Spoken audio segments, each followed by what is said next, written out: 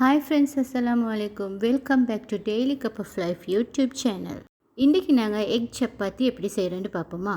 இந்த எக் சப்பாத்தி உங்களுக்கு பிரேக்ஃபாஸ்ட்டுக்கு அதே மாதிரி லன்ச் பாக்ஸுக்கு ஒரு சூப்பரான ரெசிபி.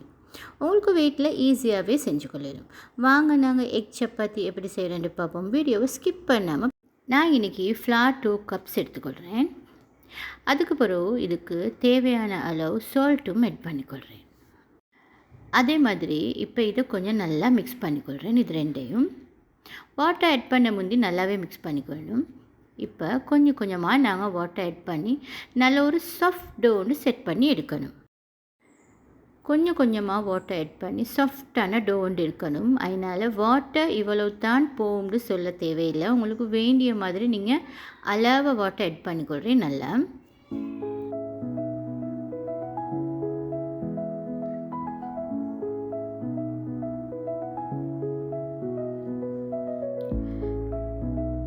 இது மிச்சம் தண்ணியாகாமல் வைக்கணும். இந்த டோ அடுத்தது இந்த டோவை நாங்கள் நீட் பண்ணக்கூடா, லைட்டாக அப்படியே செட் பண்ணிக்கொண்டா ஓகே. மிச்சம் நீட் பண்ணுறல இந்த டோவை. இப்போ இந்த டோவை அப்படியே செட் பண்ணி அப்படியே இந்த பாலில் வச்சுக்கொள்வோம். இப்போ நான் இதுக்கு 2 டேபிள் ஸ்பூன் ஆயில் ஆட் பண்ணிக்கொள்கிறேன். இந்த டோக்கு மேலே இந்த ஆயில் ஆட் பண்ணிவிட்டு இந்த ஆயில் நல்லா உள்ளுக்கு போகிற மாதிரி கொஞ்சம் நல்லா தட்டி கொள்ளணும். நல்லா அப்படியே கொஞ்சம் அமைச்சி வைக்கிற மாதிரிக்கு நல்லா தட்டி கொண்டா சரி.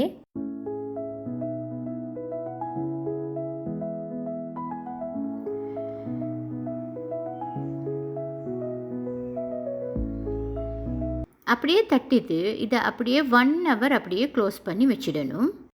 இப்போ நாங்கள் இதுக்கு ஃபில்லிங்கை செய்வோம். இப்போ ஒரு பேன் எடுத்து அதுக்கு 1 டேபிள் ஸ்பூன் ஆயில் ஆட் பண்ணிக்கொள்ளணும்.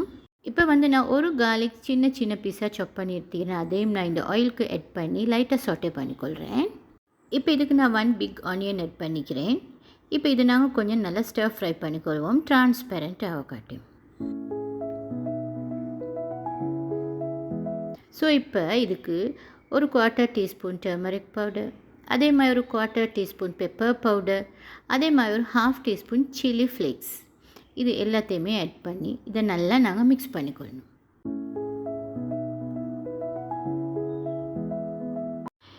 நல்லா மிக்ஸ் பண்ணிவிட்டுட்டு மீடியம் சைஸ் பொட்டேட்டோ 2 எடுத்து அதை நல்லா பாயில் பண்ணி அதை நல்லா ஸ்மாஷ் பண்ணி எடுத்துக்கிறேன். அதை நான் இதுக்கு ஆட் பண்ணி இதை நல்லா மிக்ஸ் பண்ணிக்கொள்கிறேன்.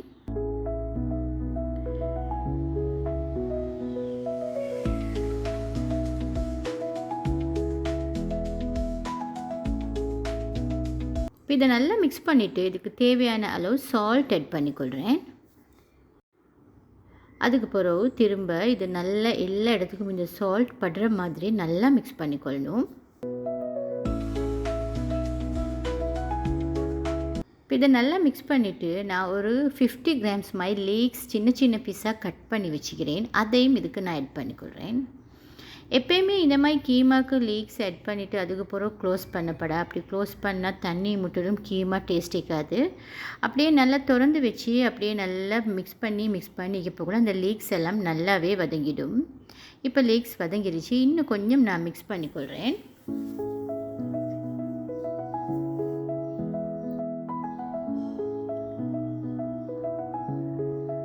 இப்படியே மிக்ஸ் பண்ணிக்கொண்டு வரக்குள்ளே இந்த லீக்ஸ் நல்லாவே வதங்கிடும். நாங்கள் க்ளோஸ் பண்ணி வச்சோம்டா எல்லாமே தண்ணி விட்டு அதில் டேஸ்ட்டும் நல்லா வராது.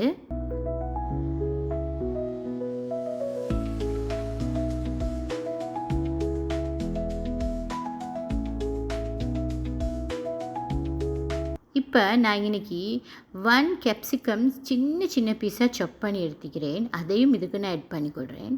கேப்சிகம் ஆட் பண்ணிவிட்டு இதை மிச்ச நேரம் நாங்கள் குக்கரில் வைக்கக்கூடாது. ஏன்னா கேப்சிகம் கடிப்படுற மாதிரி இருந்தால் நல்ல டேஸ்ட் ஆகிக்கும். ஸோ அதனால் லாஸ்ட்டாக தான் இறக்க கிட்டையாகத்தான் கேப்சிகமே ஆட் பண்ணணும். அதே மாதிரி சின்ன சின்ன பீஸாக போட்டு ஆட் பண்ணிக்கோங்க. அதே மாதிரி வீட்டில் கிட்ஸ் இருக்கிறேன்னு சொன்னால் நீங்கள் கட்டாயமாக இந்த கேப்சிகமை ஸ்கிப் பண்ணவே தான் வேணும். ஏன்னு சொன்னால் கேப்சிகம் சரியான ஸ்பைசி ஆகிக்கும். ஸோ இது நீங்கள் கிட்ஸுக்கு கொடுக்காட்டி நீங்கள் கேப்சிகம் ஆட் பண்ணிக்கோங்க, நல்ல டேஸ்ட் ஆகிக்கும். இப்போ எப்படியுமே ஒரு 2 மினிட்ஸ் அதுக்கு பிறகு வச்சுடுங்க. அதுக்கு மிச்சம் வைக்காதீங்க. இப்போ இந்த கீமா சூப்பராக ரெடி ஆகிடுச்சு ஃப்ரெண்ட்ஸ். இப்போ நெக்ஸ்ட் வந்து நான் வந்து இந்த டோவை செட் பண்ண வச்சு இப்போ சரியாக 1 ஹவர் ஆகிருச்சு. இப்போ நான் இந்த டோ எடுத்துக்கிறேன். இப்போ இந்த டோ வந்து நல்லாவே ஆயிலில் நல்லாவே ஊறிக்குது. ஸோ நான் இப்போ இந்த டோ எடுத்து இதுக்கு எனக்கு சப்பாத்திக்கு கணக்காக பால் பண்ணுற மாதிரி நான் பால் பண்ணிக்கொள்கிறேன். இந்த சப்பாத்திக்கு கீமா ஸ்டஃப் பண்ணுற சுட்டி சப்பாத்தியை கொஞ்சம் பெருசாக தான் தட்டிக்கொள்ளணும். மஸ்ட்டு நான் பால்ஸையும் கொஞ்சம் கொஞ்சம் பெருசாகவே எடுத்துக்கொண்டேன். இன்றைக்கி எனக்கு 5 பால்ஸ் வந்துச்சு 2 கப்ஸ்க்கு. இப்போ நான் இதை டேபிள் டாப்பில் வச்சு நல்லா தட்டிக்கொள்கிறேன்.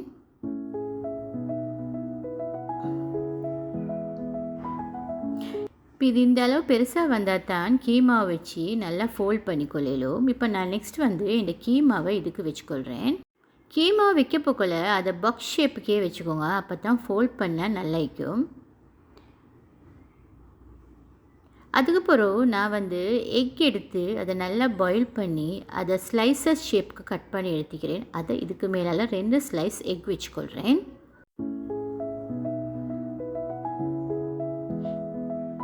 இப்போ நாங்கள் அப்படியே சப்பாத்தியை ஃபோல்ட் பண்ணிக்கொள்வோம்.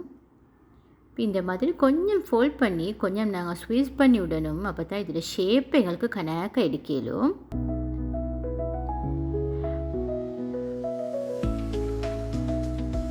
இது நல்லா இப்படி தட்டிட்டு அதுக்கு பிறகு நாங்கள் ஷேப்பு கணக்காக எடுத்துக்கொள்ளணும். இந்த அளவுக்கு இப்படி வந்துச்சுண்டா ஓகே. இப்படி ஷேப் எடுக்கணும். லாஸ்ட்டுக்கு நாங்கள் இந்த ஷேப்பையும் எடுத்துக்கொள்ளணும். இப்போ இதே மாதிரி நான் இன்னொன்றும் உங்களுக்கு செஞ்சு காட்டுறேன்.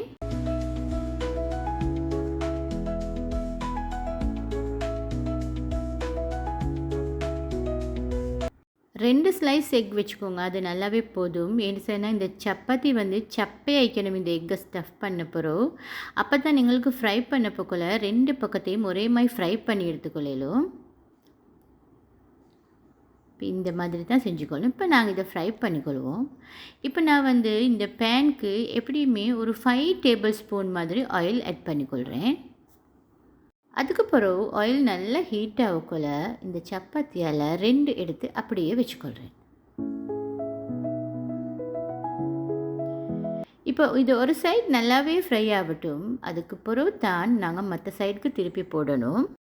கேஸை வந்து மீடியம் ஹையில் வச்சுக்கோங்க. அப்போ தான் அந்த எண்ணெய் இழுக்காமல் சப்பாத்தி நல்லாவே ஃப்ரை ஆகும். இப்போ இதே மாதிரி நாங்கள் 2 சைடையும் போட்டு எடுத்துக்கொள்ளணும். ஓகே ஃப்ரெண்ட்ஸ், இந்த எக் ஸ்டஃப் சப்பாத்தி சூப்பராக ரெடி ஆகிடுச்சு. இப்போ இதை நான் வந்து ஒரு டிஷ்யூ ஒன்று போட்டு அதுக்கு மேலே இதை வச்சுக்கொள்ளணும். அப்போ தான் அந்த ஆயில் எல்லாம் நல்லா இழுப்பட்டு வந்துடும். ஃப்ரெண்ட்ஸ், இந்த சப்பாத்தி ரெசிபி உங்களுக்கு பிடிச்சிருக்கும்னு நான் நினைக்கிறேன். பிடிச்சிருந்தால் லைக் பண்ணுங்கள். உங்களோட ஃப்ரெண்ட்ஸோட மறக்காமல் ஷேர் பண்ணிக்கோங்க. இந்த சேனலில் இருக்கிற ரெசிபிஸ் உங்களுக்கு பிடிச்சிருந்தா டெய்லி கப் ஆஃப் லைஃப் சேனலை நீங்கள் சப்ஸ்கிரைப் பண்ணிக்கோங்க. இதே மாதிரி ஒரு சூப்பரான ஹோம்மேட் ரெசிபியோடு நான் உங்களை சந்திக்கிறேன். Have a nice day friends.